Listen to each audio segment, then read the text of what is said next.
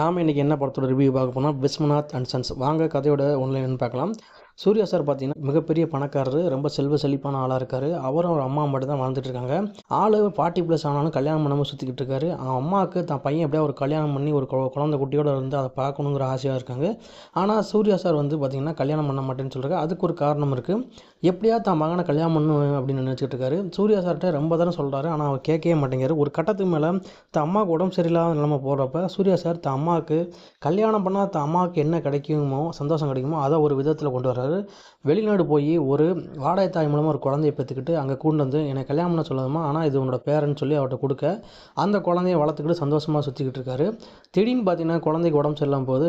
அந்த டயத்தில் பார்த்தீங்கன்னா குழந்தையோட மதரோட டிஎன்ஏ தேவைப்படுது. இவரால் அந்த இவரோட டிஎன்ஏ மேட்ச் ஆக மாட்டேங்குது. இப்போ மதரோட டிஎன்ஏ வேணும்னு சொல்கிறப்ப நம்ம சூர்யா சார் பார்த்தீங்கன்னா நேராக ஃபாரின் போய் அந்த பொண்ணை தேடி கண்டுபிடிச்சி, அதாவது அந்த வாடகை தாயாக இருந்த அந்த பொண்ணை கண்டுபிடிச்சி இங்கே கூட்டு வராரு. கூட்டு வந்ததுக்கப்புறம் என்ன ஆச்சு, அவங்க ஃபேமிலிக்குள்ளே என்னெல்லாம் நடந்துச்சுங்கிறத இந்த படத்தோட மொத்த கதை.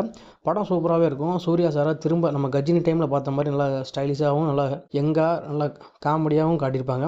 ஹீரோயினோட கேரக்டர் பார்க்குறப்ப கண்டிப்பாக உங்களுக்கு இந்த கேரக்டர் பார்க்குறப்ப ஜெனிலியாவோட தான் உங்களுக்கு ஞாபகப்படுத்தும். சொந்த சுப்பிரமணியம் படத்தில் ஒரு ஜெனிலியா தான் உங்களுக்கு இந்த படத்தில் ஞாபகப்படுத்தும். ஏன்னா இந்த ஹீரோயினோட ஆட்டிடியூட்டும் நம்ம ஜெனிலியாவோட ஆட்டிடியூட்டும் ஒரே மாதிரி இருக்கும். படம் நல்லாவே இருக்கும். கண்டிப்பாக ட்ரை பண்ணி பாருங்கள். ஃபேமிலியோடு உட்காந்து பார்க்கலாம். கண்டிப்பாக ட்ரை பண்ணுங்கள். நம்ம வீடியோ பிடிச்சா லைக் பண்ணுங்கள், ஷேர் பண்ணுங்கள், சப்ஸ்கிரைப் பண்ண மறக்காமல் பெல் ஐக்கானை கிளிக் பண்ணுங்கள். மீண்டும் ஒரு வீடியோ சந்திக்கலாம்.